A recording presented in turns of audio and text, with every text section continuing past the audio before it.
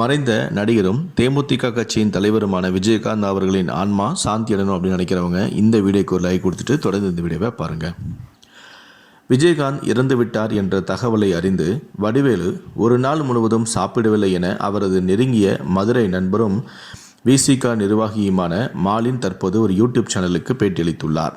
மேலும் அவர் அந்த பேட்டியில் கூறியிருப்பது என்னவென்றால், விஜயகாந்த் மறைவால் வடிவேலு அழுதது தனக்கு தெரியும் என்றும், நேரில் சென்றால் அசம்பாவிதங்கள் ஏற்படும் என்பதாலேயே அவர் செல்லவில்லையே தவிர மற்றபடி எந்த காரணமும் இல்லை என அவர் விட்டு கொடுக்காமல் பேசியிருக்கிறார்.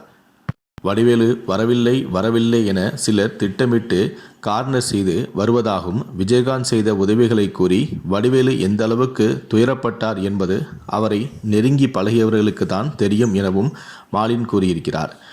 வடிவேலு மகன் திருமணம், வடிவேலு தாயார் மரணம், வடிவேலு தம்பி மரணம் என எந்த நிகழ்வுக்காவது நடிகர் சங்கத்திலிருந்து யாராவது ஒருவர் வந்தார்களா என கேள்வி எழுப்பியுள்ள மாலின், கடந்த 10 ஆண்டுகளாக எந்த நடிகரும் அவரை என்னவென்று கூட கேட்கவில்லை என்றும், இதனாலேயே அவர் மனம் வெறுத்து போய் விட்டார் எனவும் கூறியுள்ளார்.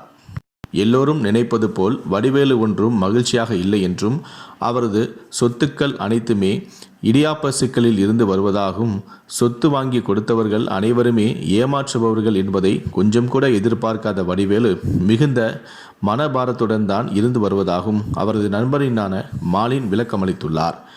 விஜயகாந்த் மறைவுக்கு வடிவேலு வரவில்லை என பேசுகிறவர்கள் விஜயகாந்தால் சட்டமன்ற உறுப்பினராகிவிட்டு அவருக்கு துரோகம் செய்து ஓடிய முன்னாள் எம்எல்ஏக்களை பற்றி ஏன் பேசவில்லை எனவும் மாலின் விளக்கமளித்தார். விஜயகாந்த் செய்த உதவிகளையும் அவருடன் பழகிய பழைய நாட்களையும் தங்களிடம் வடிவேலு பகிர்ந்து கொண்டதாகவும் அவர் கூறினார்.